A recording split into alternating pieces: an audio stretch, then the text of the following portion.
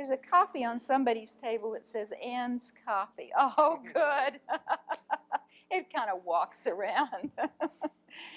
If you've never read this essay by Bob Greenleaf, I would encourage you to get a copy, and by tomorrow we'll make sure there's a way for you to know you can get it on the net.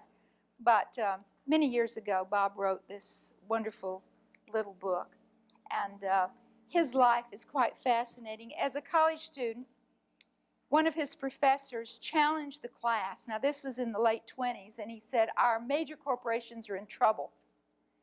They need transformation.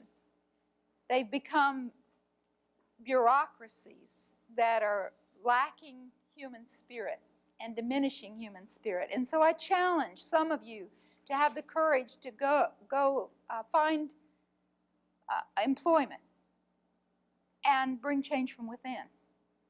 And Bob accepted that call and went to AT&T, at that time one of the largest in the world, and spent his career bringing change from within. He was director of management development. We called it management then. We've now learned you manage things, you lead people. But it was from that position that he began to observe so much that was happening. And he discovered that 6 of the really effective people leaders, highly trusted, who developed and grew people, did not boss them, had been mentored by the same person. And he began to study that person and study people developers. He also worked out in the community, and in the 70s when there were riots on campuses, when students said the curriculum is not relevant, we want different learning experiences, and the universities said, wait a minute, we know better than you. Greenleaf went to some of the universities and began to do deep listening to the students. And in his special way, he was a Quaker, and he really knew how to listen deeply, beneath the words, through the Spirit. He also would wander into the bookstore, and he would ask and find out, what are the books that are most read by the students? And one was a book, Journey to the East, by Herman Hesse, H-E-S-S-E.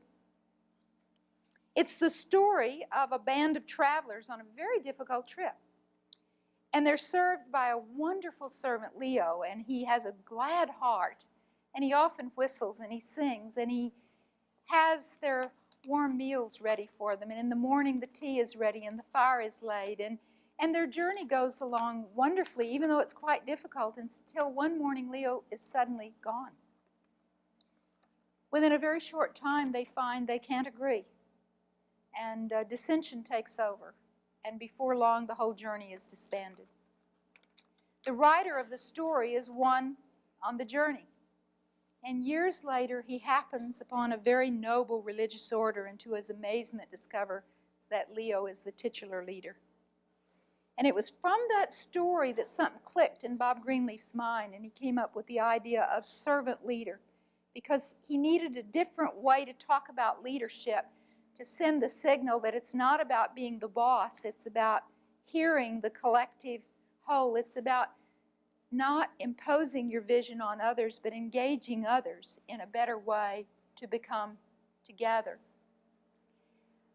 His test for servant leadership is on the next page at the bottom. And I love to put that where I can see it daily. And it is this: do those served grow as persons? Do they, while being served, become healthier, wiser, freer, more autonomous, more self-reliant, more likely themselves to become servants? And what is the effect on the least privileged in society? Will they benefit, or at least will they not be further deprived?